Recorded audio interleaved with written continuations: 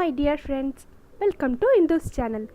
இன்னைக்கு நம்ம என்ன டிஷ் பார்க்க போறோம்னா பாசி பருப்பு பாயாசம் எப்படி செய்யறதுன்னு பார்க்கலாம். வாங்க வீடியோக்குள்ள போகலாம். வீடியோக்குள்ள போகிறதுக்கு முன்னாடி கீழ இருக்க ரெட் கலர் subscribe பட்டனை கிளிக் பண்ணி subscribe பண்ணிக்கோங்க. கூடயே இருக்க பெல் ஐகானையும் டேப் பண்ணுங்க.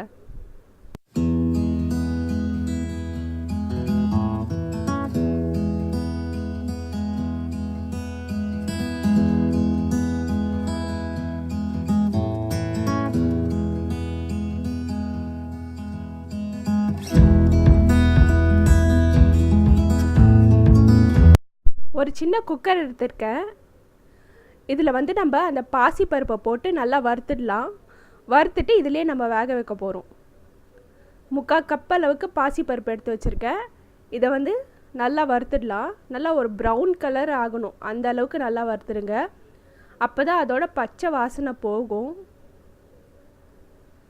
பாருங்கள், ஒரு 3 மினிட்ஸ் போல் வறுத்ததுக்கப்புறம் இப்படி தான் இருக்கும் பருப்பு. இந்த அளவுக்கு கலர் ஆனதுக்கப்புறம் நம்ம இதுக்கு தேவையான அளவு தண்ணி ஊற்றிட்டு 2 விசில் விட்டு எடுத்துக்கலாம். இப்போ தேவையான அளவுக்கு தண்ணி ஊற்றுறேன். தண்ணி ஊற்றி மூடி போட்டு 2 விசில் விட்டு எடுத்துக்கலாம். ஒரு பேன் வச்சுருக்கேன். இந்த பேனில் நம்ம இப்போது தேங்காய், முந்திரி, திராட்சை அதெல்லாம் வறுத்து எடுத்துக்கலாம். இதில் ஒரு 1.5 ஸ்பூன் அளவுக்கு நெய் விட்டுருக்கேன். நெய் நல்லா காஞ்சதுக்கப்புறம் தேங்காய் போடுறேன். தேங்காய் போட்டு நல்லா வறுத்துக்கலாம். இந்த நெய்யில் இந்த தேங்காய் வதக்குற அந்த ஸ்மெல் சூப்பராக இருக்கும்.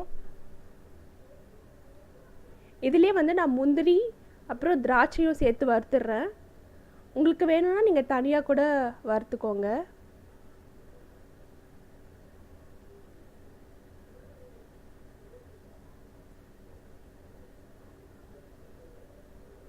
இப்போ முந்திரி பொடி பொடியாக கட் பண்ணி வச்சுருக்கேன், அது சேர்த்துக்கிறேன். அப்புறம் திராட்சை சேர்த்து நல்லா இது கூடயே நல்லா வறுத்துக்கிறேன். இப்போ பாசிப்பருப்பு இப்படி தான் வெந்திருக்கு, நல்லா குழஞ்சி வெந்திருக்கு. இதில் உங்களுக்கு தேவையான அளவுக்கு தண்ணி ஊற்றி அட்ஜஸ்ட் பண்ணிக்கோங்க.